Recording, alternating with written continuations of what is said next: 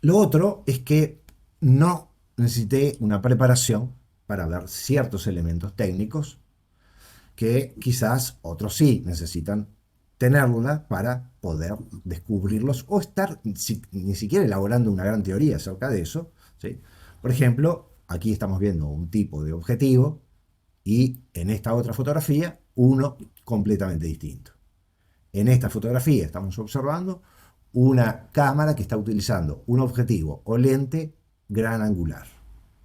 Es decir, su ángulo de visión es amplio, abierto, ¿m? Y a la vez la representación del espacio que produce este lente es un espacio amplificado, ¿sí? Gracias a este gran angular uno podría ver la distancia o percibir eh, la representación del espacio en este plano bidimensional, la representación de un modo mucho más pronunciado que si lo vemos en un lente común o normal, como podría ser un 50 milímetros, que es un equivalente a la representación que hacen nuestros ojos y nuestra mente del espacio, muy diferente a la representación que hace este lente. Este lente, inmediatamente que es utilizado en esta película por este director, es una señal de un elemento técnico con objetivos que no son simplemente la descripción, ¿sí? Sino que tienen que ver o con algo que quiere provocar a nivel de las emociones, de las sensaciones, de los sentidos, mejor dicho, y por lo tanto de las emociones, pero en principio de los sentidos, por ejemplo, un espacio amplio, un espacio vacío, ¿sí? Que luego nosotros podemos elaborar como esa sensación o esa emoción. Pero a nivel de los sentidos, está utilizando un tipo de lente que luego, eh, por ejemplo, en otras ocasiones, en otras escenas, no utiliza. No lo usa, por ejemplo, en su primer viaje en el subte. Aquí estamos con una óptica más cercana a la mirada humana. Aquí lo mismo. Pero luego, cuando comienza a caminar perseguido por la chica del subte, vuelve a utilizar la óptica gran angular. No solamente vuelve a utilizar una óptica gran angular, también vuelve a utilizar un punto de vista muy bajo, ¿sí? Es decir, el nivel de la cámara es bajo, como en este caso. Y lo podemos observar incluso en una fotografía del rodaje. En esta fotografía del rodaje vemos al camarógrafo sentado en una dolly, en un carro, en una silla, en este caso, con un nivel de la cámara por debajo de la mirada del personaje. Bueno, esa mirada, ese punto de vista de la cámara, también me enciende una lámpara.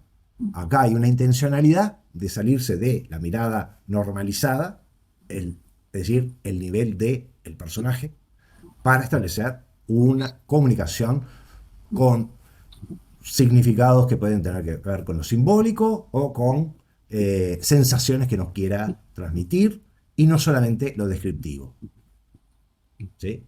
Es decir, aquí nos cuenta que el personaje del subte, el personaje femenino del subte, camina por la misma calle detrás de los pasos del protagonista. Bien, eso es lo descriptivo. Ahora, ¿cómo me lo cuenta? Me lo cuenta no con una mirada normalizada, entre comillas, llámenle normalizada, es decir, una mirada a la altura de los ojos de este personaje, ¿sí? Sino por debajo.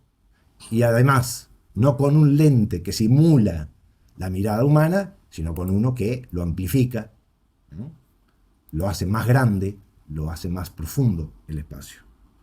Aquí, en la llegada a la casa, también utiliza ese gran angular. El único momento en que no lo utiliza es cuando vemos entrar a este personaje a la sala, ¿sí? Pero lo vuelve a utilizar cuando aparecen los dos personajes frente a la familia. Otra vez el uso de un lente gran angular.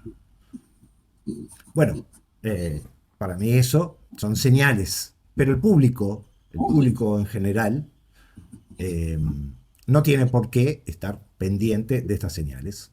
¿Sí?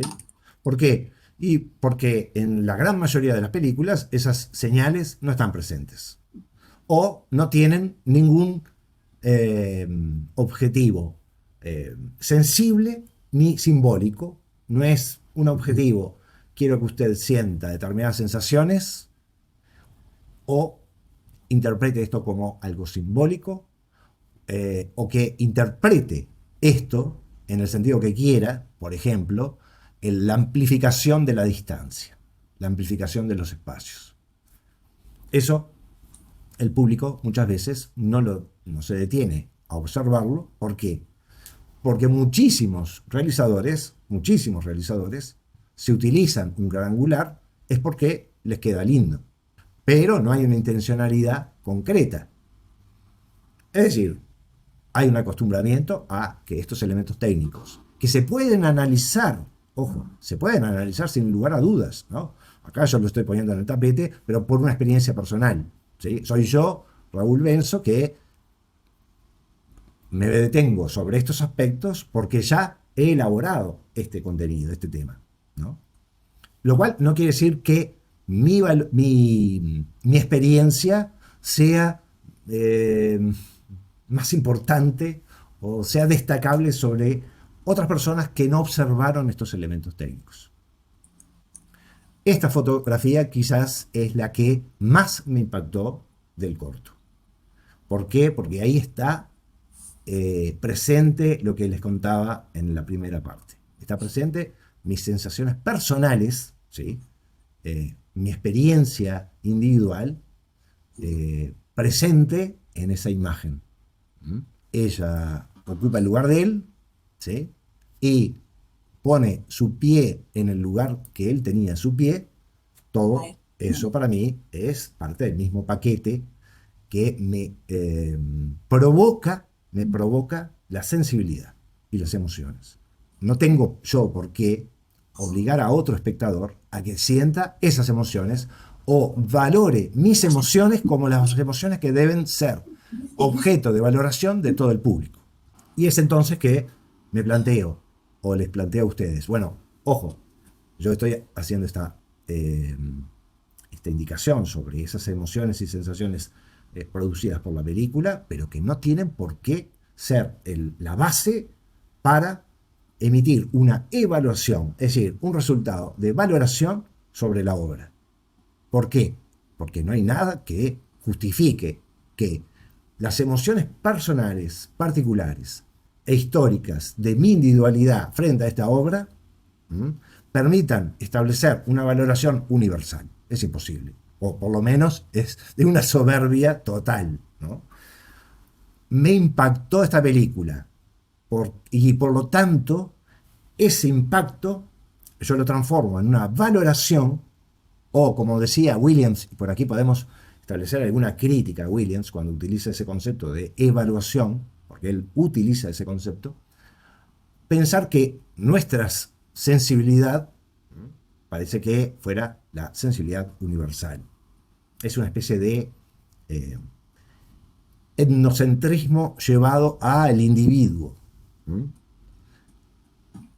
En el sentido no de que ese individuo no pueda experimentar de modo personal y único e histórico estas sensaciones frente a la película, sino la de aprovecharse de esas emociones para establecer una evaluación que debe ser aceptada por el resto de los espectadores.